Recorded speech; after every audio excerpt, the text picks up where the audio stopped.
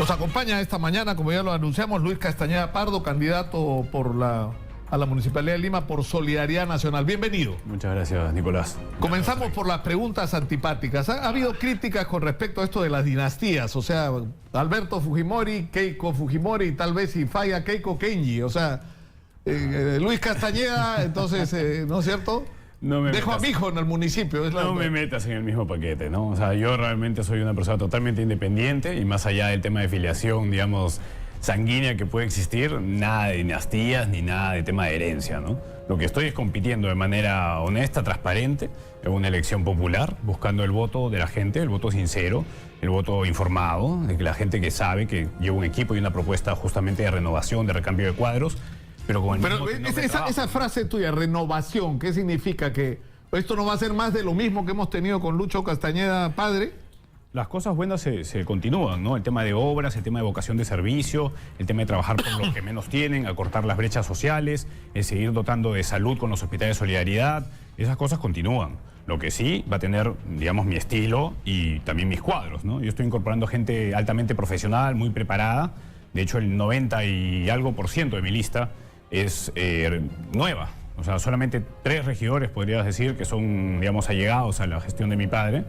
El resto son nuevos, ¿no? Ahora, ha habido críticas también con respecto a Solidaridad Nacional, al hecho que ha llevado, ¿cuántos tiene? 4 alcaldes presos, 3 alcaldes prófugos, sí. O sea... Ahí, Nicolás... es decir, ya deja de ser una excepción, ¿no? O sea, porque ya es como que se repite demasiado. Sí, y eso te lleva a preguntarte qué tipo de gente es la que están promoviendo. Sí, promoviendo no, que se promovió. Y que hoy por hoy no está en solidaridad. O sea, solidaridad de hoy es otra solidaridad. El año pasado nos declaramos en reestructuración, hemos cambiado el 95% de los afiliados. O sea, esas personas de esa época, más o menos en esos años, ya sea están en las candidaturas de Urresti o en la de Reyardo. O sea, es así. Tú revisas la lista de Reyardo, su teniente alcaldesa es solidaria. Sure, que tanto nos ataca, también fue regidor por Solidaridad Nacional. O sea, de verdad que no tienen sangre en la cara. O sea, Urresti, la hija del alcalde de La Victoria, postula por el partido que está llevando Urresti hoy. Entonces, ¿cómo va a ser que son solidarios si compiten hoy por hoy contra mí? No hace sentido, ¿no es cierto? Entonces, lo que ha hecho es, han generado rápido, todos se han quitado cuerpo, me han aventado el problema, me hacen una guerra sucia en la cual me quieren generar filiación, vinculación con un tema de corrupción y gente, digamos, deshonesta, con lo cual es cero lo que somos. Eso no somos y al revés, lo rechazamos tajantemente. Yo he armado una lista, es más, tú ves mi grupo humano, el que me acompaña, es totalmente de recambio. O sea, llevamos gente del sector privado, es más, que ni siquiera he hecho muchos de ellos tema político como para que tú veas que realmente es una... Ahora, el problema es que, o sea, digamos, tenemos una crisis de credibilidad, por resumirlo de alguna manera, porque los candidatos dicen casi cualquier cosa y después hacen cualquier otra. En algunos casos hacen lo contrario a lo que prometieron, ¿no? Sí. Y Humala, Fujimori son señal de que eso es absolutamente posible que ocurra, pero tu padre prometió en la campaña anterior, y no me refiero a tu padre como la persona que participó en que estés aquí presente en este mundo, sino me refiero al candidato, al candidato Castañeda. Hizo eje de su campaña, porque yo lo entrevisté y lo recuerdo perfectamente con respecto a su alternativa de transporte, que eran estos, ¿no es cierto? El monorriel. El monorriel, y de ahí dijo, y me lo dijo varias veces, que iba a integrar con fibra óptica todos los semáforos y que se iba a resolver el desorden del tránsito, pero que además esa fibra óptica iba a permitir instalar cámaras de seguridad que iban a estar centralizadas. Bueno, no hizo ninguna de las dos cosas y más bien hizo un bypass que ni siquiera, del que no habló ni una sola vez en la campaña. Bueno, en lo primero, el monorriel, te doy la razón, no se ejecutó, es totalmente válido. Ahí había una superposición con una de las líneas de metro que han ido cambiando también. Incluso hoy por hoy todavía creo que siguen la AT reformulando por dónde van a ir las rutas, y es con alguien con quien yo voy a coordinar muchísimo todas las obras viales e intercambios que hagamos, todas las cosas que vamos a hacer. Eso de plano. Respecto a lo segundo que mencionas, ahí sí te equivocas. Sí se instalaron bastantes cámaras, lo que sí se instalaron dentro del ámbito del Cercado de Lima, donde él tiene total competencia, digamos.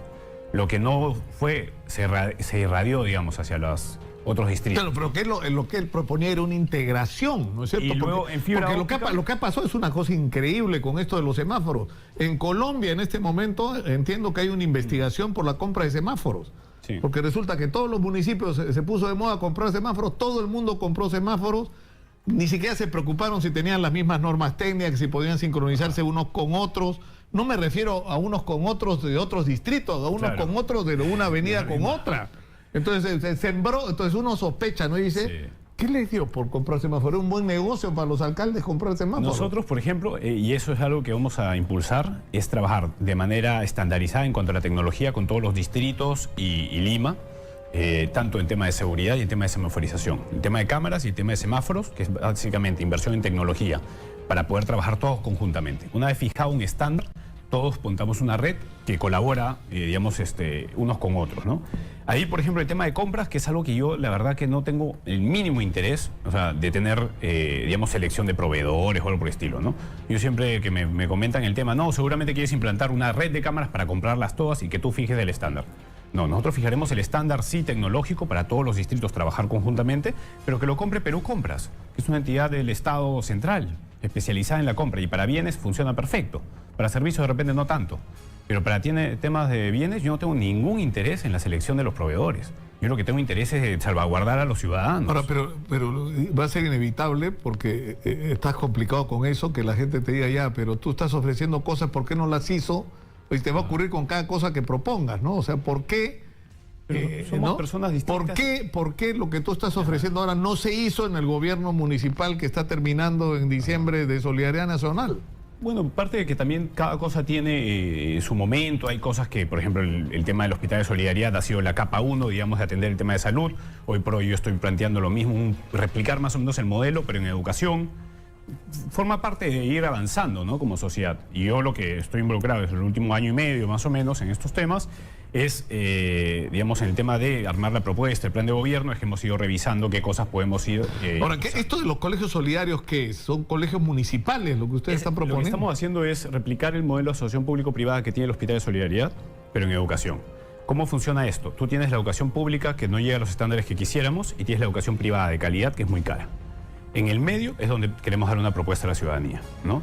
Yo como municipio tengo espacios públicos donde puedo tener la infraestructura. De hecho, en varios lugares, te invito a visitar, por ejemplo, el Flor de Mancaes, el Club Zonal, que está en Tablada del Urín, en Villa María del Triunfo, el cual tiene una gran infraestructura que se construyó en la época de Villarán, de centros culturales y piscina temperada semiolímpica, canchas de fútbol, en fin, varias cosas que se pueden utilizar con pequeñas adaptaciones para hacer colegio.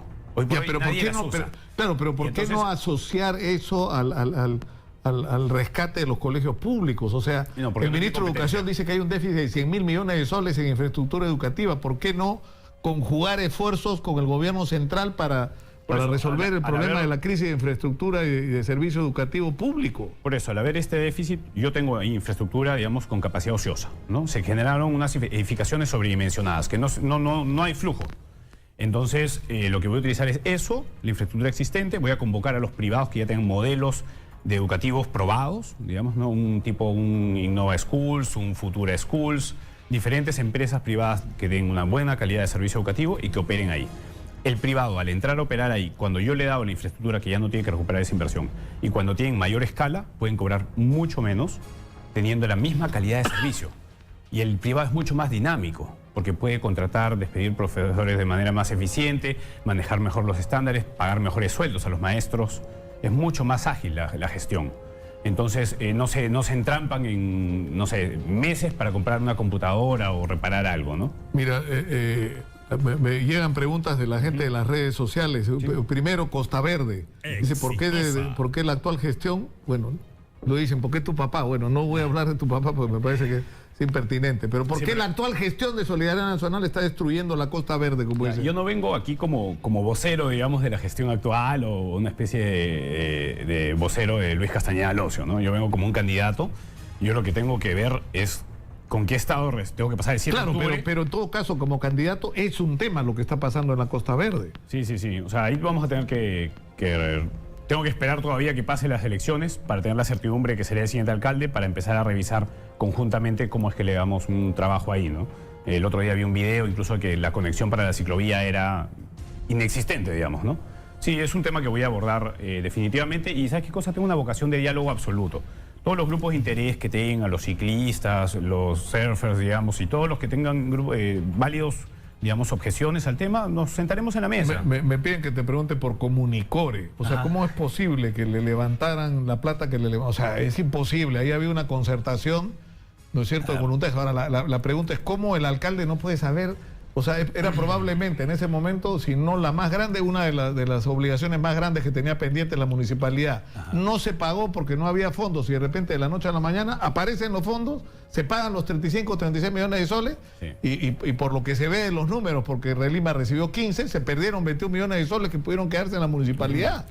Bueno, yo vengo a hablarte básicamente de futuro, pero está bien, te respondo esa y después, digamos, vamos dejando atrás el tema padre y su gestión, ¿está bien? El tema Comunicore es básicamente un tema que me quieren achacar, que tal vez se lo han achacado muchísimo, en el cual una empresa privada finalmente fue la perjudicada. El municipio no recibió ningún perjuicio. De hecho, el municipio... Pero si el municipio fue el que pagó. Eso, o sea, si Relima estaba dispuesto a aceptarte 15 millones de soles, como fue lo que recibió el Comunicore, se los pagabas tú y te ahorrabas 21 millones de soles. Pero al final la municipalidad de todos nosotros. Creo que 10 millones de soles. Al final a quien perjudicaron importantemente fue a Relima, ¿no? Los funcionarios, exfuncionarios de Relima, de una empresa privada. Es decir, no sé, digamos que algunos gerentes de Exitosa supieran de que va a haber un pago importante, se retiran de Exitosa, crean su nueva empresa, le compran Exitosa la deuda y luego reciben el dinero. Es básicamente eso. El perjuicio ahí sería para Exitosa, ¿no? En ese mismo caso, para Relima. Y hablando de Relima, este conflicto que se ha generado con el tema de la... Es decir, se terminó el contrato para el recojo de basura con Innova, que es como se llama Relima ahora, el 2015, y se han hecho prórrogas. Ahora hay toda una controversia. ¿Por qué? Porque supuestamente desde el 2015 los camiones de basura debían ser de la municipalidad y el destino final también es de la municipalidad. Entonces se han hecho ampliaciones del contrato, ¿no es cierto?, mientras se hace la licitación, que son totalmente perjudiciales para la ciudad. Si los camiones son tuyos ya. Lo que se tiene que hacer ahí es valorizarse de alguna manera la depreciación promedio anual para poder tener una compensación futura, entiendo. Creo que está en un tema de arbitraje, o sea, está en un proceso, digamos, de disputa. Y bueno, tengo que esperar a ver cómo... pero no estabas obligado a contratar con Innova la transición, digamos. Si terminó el contrato, terminó. Tengo mis camiones, tengo mi destino final, hago un concurso y que gane el mejor mientras tanto, ¿no es cierto? Mientras haga una licitación de largo plazo. Creo que San Isidro ha hecho eso y no les ha ido mal, ¿no? Lo que sé es que está en arbitraje y mal haría yo en aventurarme en afirmaciones en la medida que esto está, digamos, no es judicializado exactamente, pero en un proceso de arbitraje donde obviamente hay partes encontradas, digamos, ¿no? Si estuvieran de acuerdo ambas partes no habría arbitraje, ¿no? Y como te digo, no vengo pero la municipalidad ha firmado una ampliación de... Pero no vengo en... Claro, pero no puedes librarte. A alguien de la municipalidad, pero no puedes librarte, es inevitable. O sea, eres el candidato de Solidaridad Nacional, que es el partido que está gobernando la ciudad de Lima hoy. O sea, no puedes decir, no, yo no tengo nada que ver, es mi papá, pero no sé nada, es mi partido, pero no soy responsable. No es mi speech, ¿no? O sea, lo que yo veo es hacia futuro. Yo digo, oye, la situación actual es, esto está en arbitraje, ok, voy a pelear por todos los intereses de la municipalidad a morir. ¿Por qué? Porque tengo que defender a los ciudadanos. Porque hay un ingeniero Mendoza que dice que se están perdiendo fácil entre 65 y 70 millones de soles hasta comienzo de este año. Se refiere a la valorización, digamos, de los... Claro, porque él dice, se está pagando por tonelada, funcionarios de la municipalidad me han dicho acá que se está pagando 210 soles por tonelada. Sí. El ingeniero dice que no, que está pagando como 255, pero en cualquiera de los dos casos, eso es mucho más de lo que se debería pagar por camiones que tienen 12 años y que encima son tuyos. Lo que pasa es que parte de eso es, claro, para ir amortizando la adquisición final de los... Pero eso ya se pagó. Pero eso ya se pagó el 2015. Lo que se tiene que determinar ahí es esa valorización, seguirla proyectando y se tiene que compensar al municipio por ese monto. O sea, va a tener que devolverle plata a la municipalidad. Por supuesto, eso es lo que está en arbitraje. Eso es lo que está reclamando la municipalidad. Pero además, ¿cómo? No entiendo yo, sinceramente. Yo no logro entender por qué te ves forzado. Es como que te pusieran un cuchillo en la cara o en el cuello para... Te mentiría, el tema porque ellos me han mandado una carta notarial diciendo que todo es legal, que ellos tienen un contrato de renovación, de ampliación, y que por lo tanto la vida continúa. Y que encima todo fue, aunque eso no es ninguna bendición, sino a estas alturas todo lo contrario, que está avisado por el Ministerio de Economía como si fuera una maravilla. Estar de repente, no lo sé, un funcionario de la municipalidad, alguien de GEPIP, Pues, Chivo, lo que interesa es qué se va a hacer, porque eso es uno de los tantos temas que van a tener que enfrentar. Los intereses de la municipalidad y de los limeños, evidentemente. Si hay un perjuicio económico, vamos, yo tengo formación financiera, llevo un equipo muy destacado en temas de finanzas, revisaremos todos los impactos económicos y estos se deberán ser compensados. Ahora, hay dos preguntas que se relacionan unas con otras. Si la municipalidad, en el caso de que tú seas electo, va a revisar los contratos con OAS y con Odebrecht. Y eso incluye la pregunta de qué va a hacer Luis Castañeda en el caso de ser electo con respecto a los peajes. Correcto. A ver, estos contratos, porque he escuchado muchas versiones de los candidatos, digamos, algunas más populistas que otras, varios dicen incluso que van a eliminar los peajes, ¿no? La verdad, ahí o están mintiéndole a la gente o no están preparados y no han leído las cosas, no han hecho su tarea. Yo he revisado el contrato, he estado informándome mucho, hemos revisado el tema con los técnicos, no hay ningún asidero que lleve a que tú puedas anular los contratos.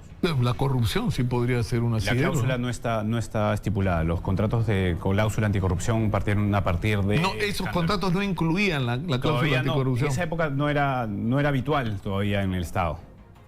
Pero entiendo que hay una cláusula muy genérica con respecto al interés de la colectividad. Tú puedes patear el tablero. O sea, legalmente lo puedes hacer, siempre hay la fórmula. Hay que pensar bien. O sea, tú pateas el tablero y ¿qué haces? Que automáticamente te inician una acción legal por compensación, no solamente por las inversiones realizadas, sino por el lucro cesante. Es decir, terminas pagándole como municipio al privado todo ese monto sin que lo tenga que chambear. Eso es lo último que se tendría que hacer. Es absurdo. Ahí hay varios arbitrajes en proceso. Por ejemplo, he estado revisando el tema de línea amarilla, por ejemplo.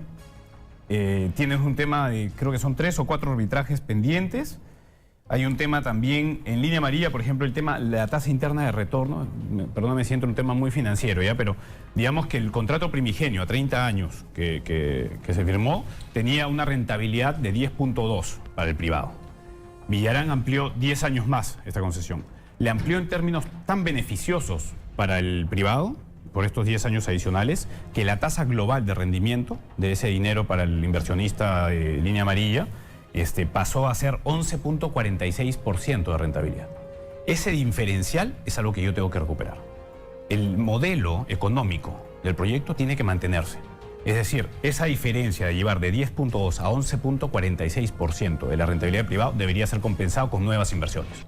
Ahí voy a... Claro, pero ¿y si no lo han hecho? Porque hay gente que dice, hay que recuperar para la municipalidad los peajes al eliminar, digamos, la utilidad que la empresa legítimamente podría querer cuando es una empresa privada, si es una empresa municipal. Es decir, eso va a significar que tienes más recursos y que incluso los peajes podrían costar menos. Sí, pero no podrías tener la fuente de apalancamiento para hacer las inversiones que han hecho hoy por hoy, ¿no? O sea, dentro de los límites. Pero no está pagado todo lo que la cantidad de plata que entra cada día por los peajes. Por la cantidad de inversión, uno de los proyectos es como 700 millones de dólares. ¿Pero no se han pagado ya con todo lo que ha ingresado? No, pero ¿cómo se te ocurre? Por eso justamente es que das una concesión a 30 o 40 años.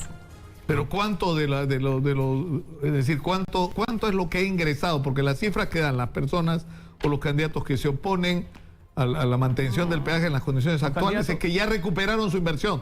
La verdad es que tenemos candidatos muy poco profesionales.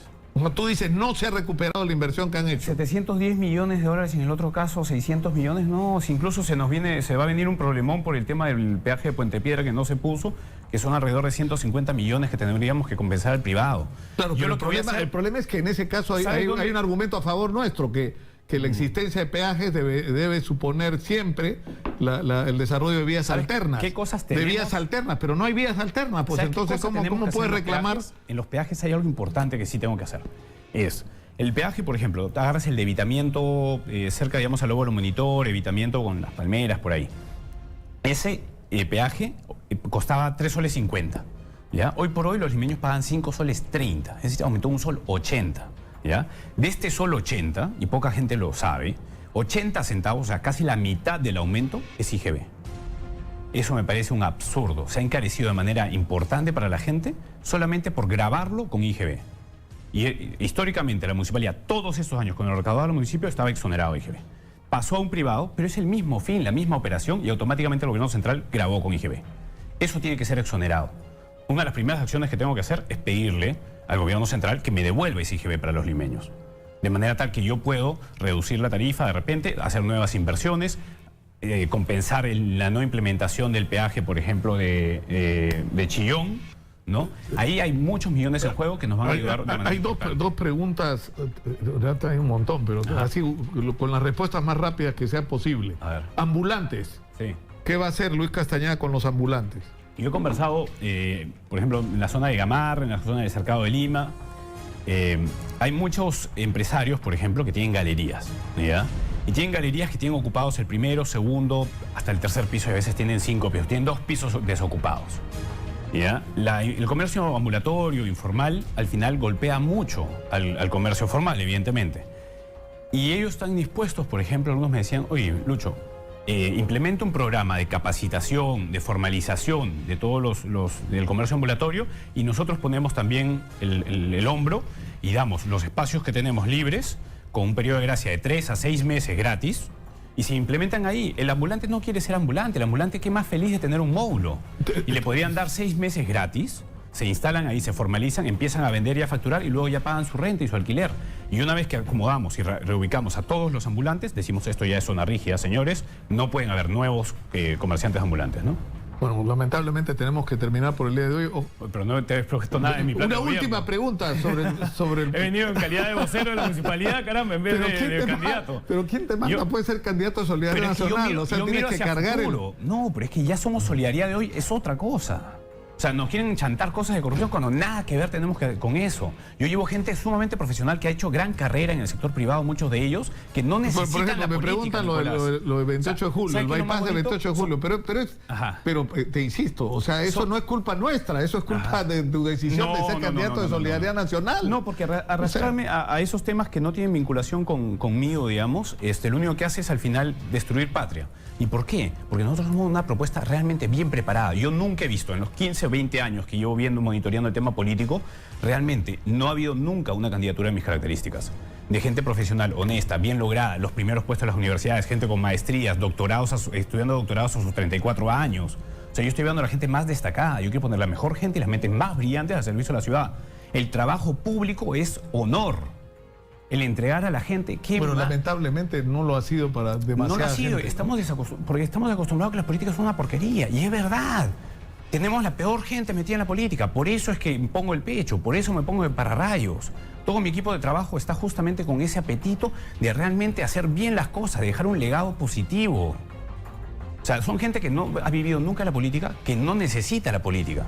O sea, tú bien conoces los ingresos que puedes recibir en el privado, no se comparan. O sea, realmente si queremos hacer las cosas es porque estamos involucrados con mejorar nuestra ciudad.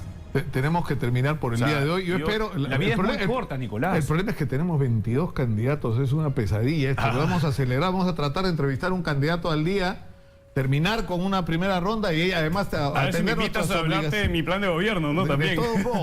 De todos modos. Luis Castañeda Pardo, candidato por Solidaridad Nacional a la Alcaldía de Lima, ha estado con nosotros. Terminamos con nuestra secuencia municipal electoral por el día de hoy. Hemos presentado Voto 2018.